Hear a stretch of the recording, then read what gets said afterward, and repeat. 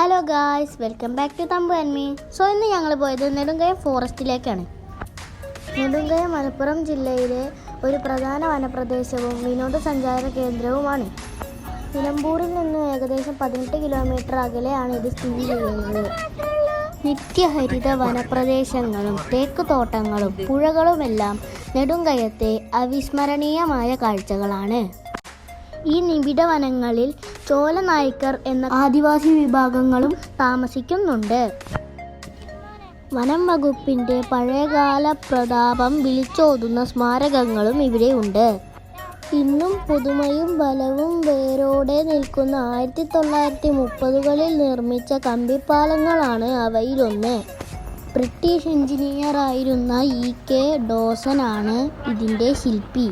കരിമ്പുഴയിൽ മുങ്ങി മരിക്കുകയായിരുന്നു ഡോസൻ. ഇദ്ദേഹത്തിൻ്റെ ശവകുടീരം ഇന്നും നെടുങ്കയത്ത് സംരക്ഷിച്ചിരിക്കുന്നു. നെടുങ്കയം ഇരുമ്പ് പാലത്തിൽ നിന്നുള്ള ദൃശ്യം കരിമ്പുഴയ്ക്ക് അഭിമുഖമായി. ഡോസൻ തടി കൊണ്ട് തീർത്ത ബംഗ്ലാവും അതേപടിയുണ്ട്.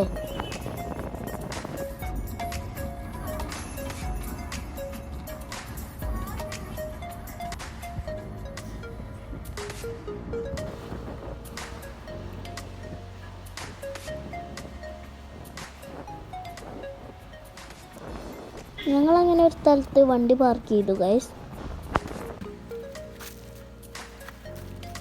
നോക്കൂ ഗൈസ്, എത്ര മരങ്ങളാണ് ഇവിടെ എല്ലാം വെട്ടിയിട്ടിരിക്കുന്നത്.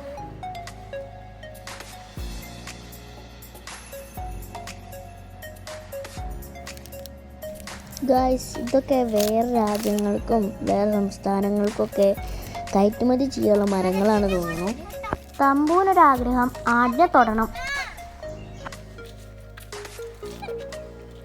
ഞാനൊരാടിൻ്റെ തലയിൽ തൊട്ടു.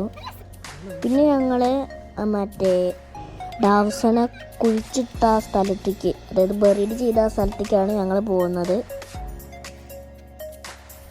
ഞാനും തമ്പും അങ്ങനെ ചാടിത്തുള്ളി പോകുകയാണ്.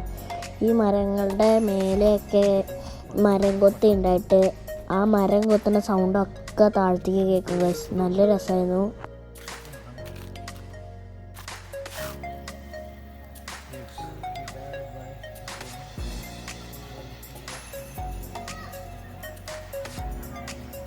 ഇതിനകത്താണ് ഡാവ്സൺ എങ്ങനെ മരിച്ചതെന്ന് അതിനകത്ത് എഴുതിയത്.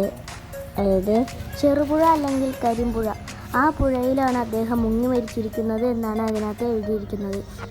ഞങ്ങളങ്ങനെ അതും വായിച്ചു കുത്തിയിരിക്കുന്നു ഗൈസ്.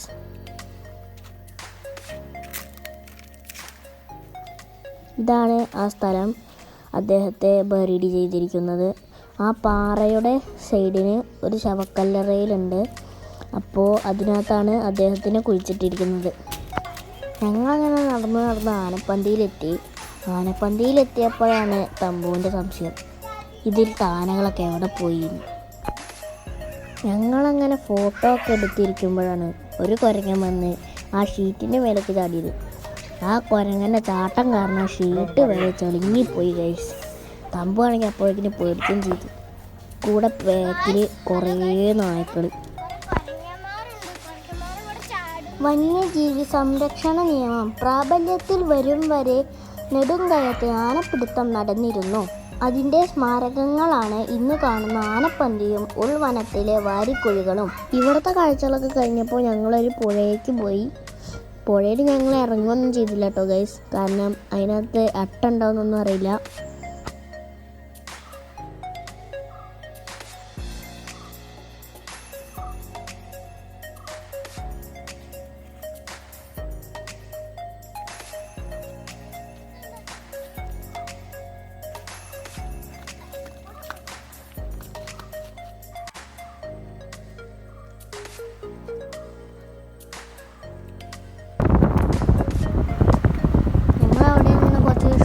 ഒക്കെ എടുത്ത് ഞങ്ങളങ്ങനെ പോവുകയാണ്. സോ ഇത്രേ ഉള്ളൂ നമ്മുടെ വീഡിയോ. അപ്പോൾ എല്ലാവരും ലൈക്ക് അടിക്കുക, സബ്സ്ക്രൈബ് ചെയ്യുക. Bye, see you soon.